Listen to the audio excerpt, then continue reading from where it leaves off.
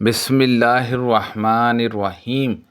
ابو ذرا نے حضرت ابو ہریرہ رضی اللہ عنہ سے روایت کی، انہوں نے کہا کہ رسول اللہ صلی اللہ علیہ وسلم نے فرمایا، ہر نبی کے لیے ایک قبول کی جانے والی دعا ہے، وہ اسے مانگتا ہے تو ضرور قبول کی جاتی ہے اور وہ اسے عطا کر دی جاتی ہے۔ میں نے اپنی دعا قیامت کے دن اپنی امت کی سفارش کے لیے چھپا بچا کر رکھی ہے۔ ابو ذرا نے حضرت ابو ہریرہ رضی اللہ عنہ سے روایت کی، انہوں نے کہا کہ رسول اللہ صلی اللہ علیہ وسلم نے فرمایا، ہر نبی کے لیے قبول کی جانے والی دعا ہے، وہ اسے مانگتا ہے تو ضرور قبول کی جاتی ہے اور وہ اسے عطا کر دی جاتی ہے۔ میں نے اپنی دعا قیامت کے دن اپنی امت کی سفارش کے لیے چھپا بچا کر رکھی ہے۔ محمد بن زید نے کہا، میں نے حضرت ابو ہریرہ رضی اللہ عنہ سے سنا، وہ کہہ رہے تھے کہ رسول اللہ صلی اللہ علیہ وسلم نے فرمایا، ہر نبی کی ایک دعا ہے جو اس نے اپنی امت کے بارے میں مانگی اور وہ اس کے لیے قبول ہوئی، اور میں چاہتا ہوں کہ انشاءاللہ میں اپنی دعا کو قیامت کے دن اپنی امت کی سفارش کے لیے مؤخر کر دوں۔ حضرت عبداللہ بن عمر بن عاص رضی اللہ عنہما سے روایت ہے کہ نبی صلی اللہ علیہ وسلم نے ابراہیم علیہ السلام کے بارے میں اللہ تعالیٰ کے فرمان، اے میرے رب، بے شک انہوں نے بتوں نے بہت سے لوگوں کو گمراہ کیا ہے، پھر جس نے میری پیروی کی وہ یقیناً میرا ہے، اور جس نے میری نافرمانی کی تو بے شک تو بہت بخشنے والا، ہمیشہ رحم کرنے والا ہے۔ اور حضرت عیسیٰ علیہ السلام کے قول، اگر تو انہیں عذاب دے تو یہ تیرے بندے ہیں، اور اگر تو انہیں معاف فرما دیں تو بلا شبہ تو ہی غالب حکمت والا ہے، کی تلاوت فرمائی اور اپنے دونوں ہاتھ اٹھا کر فرمایا، اے اللہ، میری امت، اور بے اختیار رو پڑے۔ اللہ تعالیٰ نے حکم دیا، اے جبرائیل، محمد صلی اللہ علیہ وسلم کے پاس جاؤ، جب کہ تمہارا رب زیادہ جاننے والا ہے، ان سے پوچھو کہ آپ کو کیا بات رلا رہی ہے۔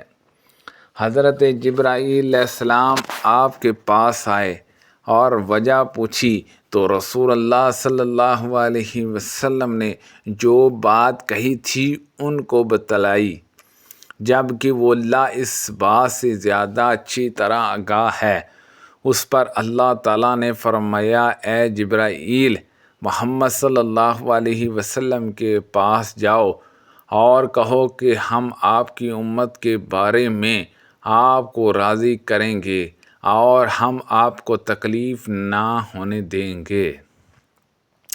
حضرت انس رضی اللہ عنہ سے روایت ہے کہ ایک آدمی نے پوچھا، اے اللہ کے رسول صلی اللہ علیہ وسلم، میرا باپ کہاں ہے؟ آپ نے فرمایا، آگ میں۔ پھر جب وہ پلٹ گیا تو آپ نے اسے بلا کر فرمایا، بلا شبہ میرا باپ اور تمہارا باپ آگ میں ہے۔ جرا نے عبد المالک بن عمیر سے حدیث سنائی، انہوں نے موسیٰ بن عطا اور انہوں نے حضرت ابو ہریرہ رضی اللہ عنہ سے روایت کی کہ جب یہ آیت اتری اور اپنے قریبی رشتہ داروں کو ڈرائیے تو رسول اللہ صلی اللہ علیہ وسلم نے قریش کو بلایا۔ جب وہ جمع ہو گئے تو آپ نے عمومی حیثیت سے سب کو اور خاص کر کے الگ خاندانوں اور لوگوں کو ان کے نام لے لے کر فرمایا، اے کعب بن لؤی کی اولاد، اپنے آپ کو آگ سے بچا، اے مرہ بن کعب کی اولاد، اپنے آپ کو آگ سے بچا لو، اے عبد الشمس کی اولاد، اپنے آپ کو آگ سے بچا لو، اے عبد مناف کی اولاد، اپنے آپ کو آگ سے بچا لو، اے بنو ہاشم، اپنے آپ کو آگ سے بچا لو۔ اے عبد المطلب کی اولاد اپنے آپ کو آگ سے بچا لو۔ اے فاطمہ بنت رسول صلی اللہ علیہ وسلم اپنے آپ کو آگ سے بچا لو۔ میں اللہ تعالیٰ کی طرف سے کسی معجزے کی صورت میں تمہارے لیے کسی چیز کا اختیار نہیں رکھتا۔ تم لوگوں کے ساتھ رشتہ ہے، اس میں اسی طرح جوڑتا رہوں گا جس طرح جوڑنا چاہیے۔ حضرت عائشہ صدیقہ رضی اللہ عنہا سے روایت ہے، انہوں نے کہا کہ جب آیت اور اپنے قریبی رشتہ داروں کو ڈرائیے نازل ہوئی تو رسول اللہ صلی اللہ علیہ وسلم نے صفا پہاڑ پر کھڑے ہو کر فرمایا، اے محمد صلی اللہ علیہ وسلم کی بیٹی فاطمہ، اے عبد المطلب کی بیٹی صفیہ، اے عبد المطلب کی اولاد، میں اللہ تعالیٰ کی طرف سے تمہارے لیے کسی چیز کا اختیار نہیں رکھتا۔ ہاں، میرے مال میں سے جو چاہو مجھ سے مانگ لو۔ ابو اسامہ نے حماد سے حدیث سنائی، انہوں نے عمرو بن مرہ سے، انہوں نے سعید بن جبیر سے اور انہوں نے عبداللہ بن عباس رضی اللہ عنہما سے روایت کی کہ جب یہ آیت اتری اور اپنے قریبی رشتہ داروں کو ڈرائیے، خاص کر اپنے خاندانوں کے مخلص لوگوں کو، تو رسول اللہ صلی اللہ علیہ وسلم گھر سے نکلے جہاں تک کہ کوہ صفا پر چڑھ گئے اور پکار کر کہا، وائے اس کی صبح کی تباہی۔ سب ایک دوسرے سے پوچھنے لگے، یہ کون پکار رہا ہے؟ کچھ لوگوں نے کہا، محمد صلی اللہ علیہ وسلم۔ چنانچہ سب لوگ آپ کے پاس جمع ہو گئے۔ آپ نے فرمایا، اے فلاں کی اولاد، اے فلاں کی اولاد، اے عبد مناف کی اولاد، اے عبد المطلب کی اولاد۔ یہ لوگ آپ کے قریب جمع ہو گئے تو آپ نے پوچھا، تمہارا کیا خیال ہے کہ اگر میں تمہیں خبر دوں کہ اس پہاڑ کے دامن سے گھوڑا سوار نکلنے والا ہے تو کیا تم میری تصدیق کرو گے؟ انہوں نے کہا، ہمیں آپ سے کبھی جھوٹی بات سننے کا تجربہ نہیں ہوا۔